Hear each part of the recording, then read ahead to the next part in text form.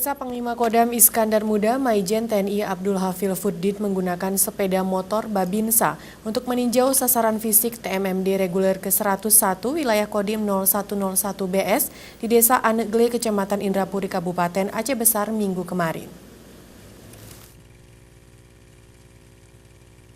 Pangdam Iskandar Muda mengecek secara langsung situasi dan kondisi pembangunan jalan sepanjang 4 km yang menghubungkan antara Desa Anegle ke Desa Krung Lam Kareng, Indrapuri.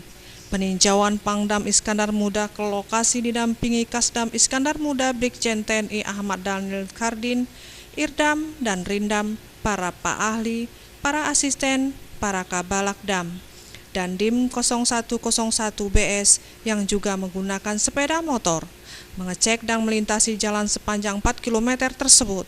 Pembukaan jalan yang dibangun yang sebelumnya merupakan jalan setapak untuk mobilitas masyarakat sekitar, namun jalan tersebut belum optimal dilalui. Sehingga TNI pun membuka jalan kurang lebih 4.000 meter yang menghubungkan Desa Anegle ke Desa Krung Lam Kareng, Indrapuri itu.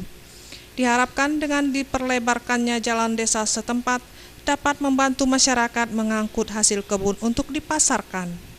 Sementara itu untuk sasaran fisik yang lain berupa rehabilitas RTLH yang rencananya ada 14 unit rumah yang akan diperbaiki. Saat ini sudah selesai dikerjakan sebanyak 11 unit rumah termasuk tambahannya jamban di tiap-tiap rumah yang diperbaiki.